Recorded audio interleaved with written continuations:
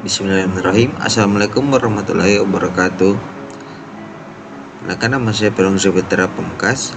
Selamat datang dalam video kali ini, di mana kita akan membahas hubungan menarik antara ayat-ayat Al-Quran dan pengetahuan ilmiah.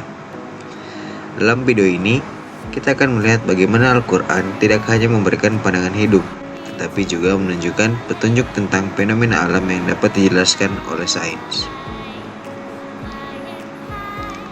Al-Quran sebagai kitab suci umat Islam tidak hanya memberikan petunjuk moral dan spiritual, tetapi juga mengandung ayat-ayat yang membahas fenomena alam.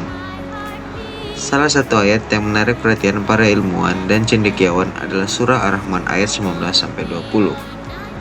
Ayat ini berbicara tentang pertemuan lautan yang tetap terpisah meskipun bersentuhan. Dalam konteks ilmu pengetahuan modern, fenomena ini telah dipelajari dan dipahami melalui berbagai kajian ilmiah yang memperlihatkan keunikan dan keteraturan alam semesta. Penemuan ini mengukuhkan keyakinan bahwa Al-Quran memuat pengetahuan yang mendahului zamannya, sekaligus menjadi bukti keajaiban dari wahyu ilahi. Al-Quran mengajak kita untuk merenung dan memahami alam semesta sebagai tanda kebesaran Allah. Salah satu ayat yang sangat menarik adalah surah Ar-Rahman ayat 19-20 yang menggambarkan pertemuan dua lautan. Mari kita simak ayatnya. Allah berfirman, Dia membiarkan dua lautan mengalir yang keduanya kemudian bertemu. Di antara keduanya ada batas yang tidak dilampaui masing-masing.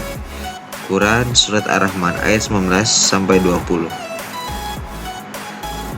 Mengutip buku sains dalam Al-Quran karya Saminan Ismail dan Mustanir Yahya. Kedua ayat tersebut menjelaskan bahwa Allah Subhanahu wa Ta'ala telah menciptakan suatu pembatas di antara dua air, yaitu air asin dengan air tawar.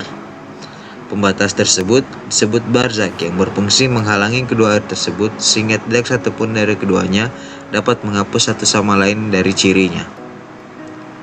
Secara spiritual, ayat ini mengingatkan kita akan kebesaran dan kuasa Allah dalam menciptakan alam semesta dengan aturan yang sempurna.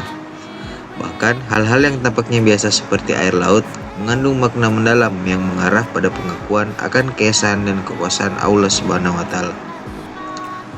Namun, selain dimensi spiritual, ayat ini juga sangat relevan dengan pengetahuan ilmiah.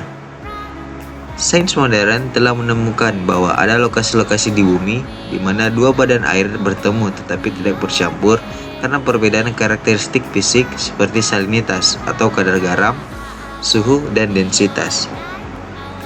Secara ilmiah, pertemuan dua lautan yang berbeda ini dapat dijelaskan melalui fenomena yang dikenal dengan istilah halocline.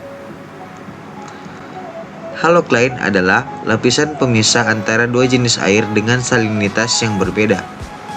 Air laut memiliki kadar garam yang sangat tinggi, sedangkan air tawar dari sungai atau danau memiliki kadar garam yang rendah. Ketika kedua air ini bertemu, mereka tidak langsung bercampur karena perbedaan kepadatan atau densitas. Air asin yang lebih asin, lebih padat, sehingga berada di bawah, sedangkan air yang lebih tawar lebih ringan dan mengapung di atas. Ini menyebabkan kedua lautan atau badan air ini tetap terpisah meskipun bertemu di satu titik.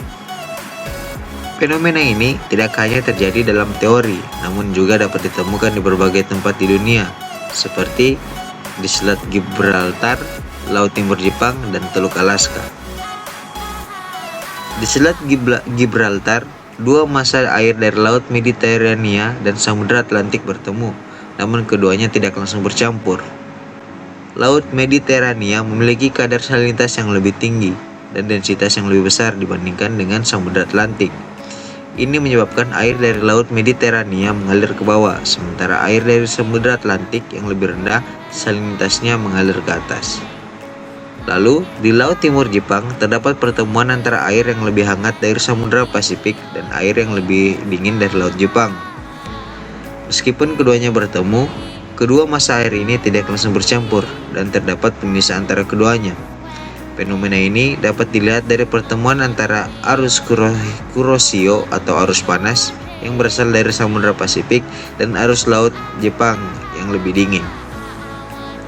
Lalu di Teluk Alaska, Air yang lebih dingin dari Samudra Pasifik bertemu dengan air yang lebih hangat yang datang dari daerah-daerah lain, termasuk aliran air tawar dari sungai-sungai besar.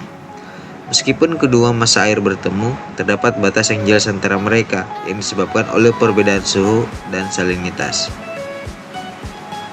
Menariknya, fenomena yang disebutkan dalam Al-Quran ini sudah dibahas dalam kitab suci lebih dari 1400 tahun yang lalu, jauh sebelum ilmu pengetahuan modern menjelaskannya. Hal ini menunjukkan bahwa wahyu ilahi dan pengetahuan ilmiah tidak bertentangan, malahan saling menguatkan. Allah yang Maha Mengetahui telah menurunkan wahyu yang menggambarkan fenomena alam ini dengan cara yang sangat presisi. Meskipun pengetahuan ilmiah baru bisa menjelaskan hal ini dalam beberapa dekade terakhir, Al-Quran sudah mengisyaratkannya dengan jelas. Melalui pengetahuan ilmiah, kita semakin memahami bagaimana alam semesta ini bekerja. Namun, pengetahuan itu tidak akan lengkap tanpa kesadaran akan kebesaran penciptanya. Ayat-ayat Al-Quran seperti yang kita bahas ini mengingatkan kita untuk terus merenung dan bersyukur atas segala ciptaannya. Semoga pembahasan ini menambah wawasan kita tentang keajaiban alam semesta dan memperkuat keimanan kita kepada Allah Subhanahu wa Ta'ala. Terima kasih telah menonton, semoga bermanfaat. Lillahi bisabil haq, fastabiqul khairat. Assalamualaikum warahmatullahi wabarakatuh.